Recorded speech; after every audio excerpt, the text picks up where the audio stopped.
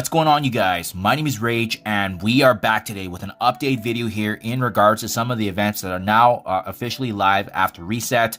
More specifically, I want to point out an obvious trap that the game is wanting us to do right now, so that way it does use up our resources in preparation for another event that's actually coming back to back starting next week. So what am I referring to, guys? I'm referring to this Age of X event. So obviously, any opportunity, you can always take advantage of free materials and resources. It's always great. You're going to be getting this event campaign energy over time. And what they've added here is kind of nice. Like, you have some of the first time rewards, which is decent. But what we didn't see beforehand was the fact that they've added actually across the board here. There's, training orb fragments here, gold orb fragments here. There's premium orb fragments later on if you want to farm that for Black Knight, getting added into the premium orbs later on this week. We're seeing that, and then more training and more gold, right? Now, this is all fine and dandy. It looks great to capitalize on, and on top of that, remember, each single point of energy that you're using in this specific event, it is going to be tied back overall to the Atomic Fallout event. So this Atomic Fallout event is going to be the first item here for the monthly,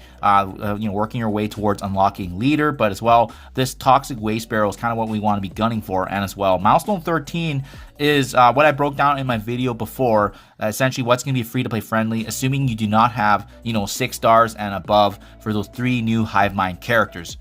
That's why it's not worthwhile, guys. So, I mean, if you hit scoring here, yes, you're going to be getting a really good conversion here, I believe. Oh, sorry, it's not on here. It's on the web. It's on the web milestone, but it's essentially tied back to incursion energy spending, and you do get a 3-to-1 ratio of energy getting added into the milestone. But it doesn't matter, guys, because at the end of the day, the only milestone you should be gunning for is milestone 12 and 13. If you want to see the math, I'm going to link that below in my earlier video for this. But otherwise, the only thing that's really meaningful at the very end is if you're able to touch milestone 19 and milestone 20, which is where you'll see some pretty sizable crimson gear here. But this is a Kraken Whalestone, guys. It's not going to be achievable for the majority of the folks using this event. So that's why it does not make sense, right? I'm seeing mixed messaging across the board here where folks are using, power cores here to refresh this energy here. It's not worth it because although it does double dip and allow you to actually participate and get higher points on the web milestone, at the end of the day, these aren't really meaningful orb fragments that are going to be adding up. And as well,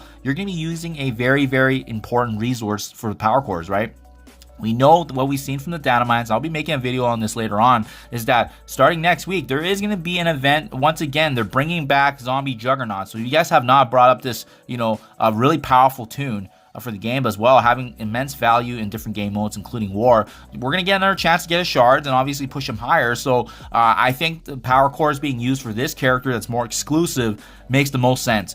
There's a web milestone that's going to be tied back to the power core spending of that. And as well, with his event campaign coming next week, actually, that's the energy that does make more sense to be using your power core. So that way you can capitalize shards on a more limited time character. Because after that, after next week, we don't know when the next time we'll see Zombie Juggernaut again, right? Whereas for this event, the only thing you're truly missing out on is after milestone 13, you're missing out on some TO gear, which we get, day over day by participating in the different events and raids. And as well, like I said, milestone 19 and milestone 20 being the crimson gear that's already far unreachable for the majority of folks. So it just doesn't make sense, guys. Power cores are very important in the game right now, and we should be saving as much as we can, especially for limited time characters.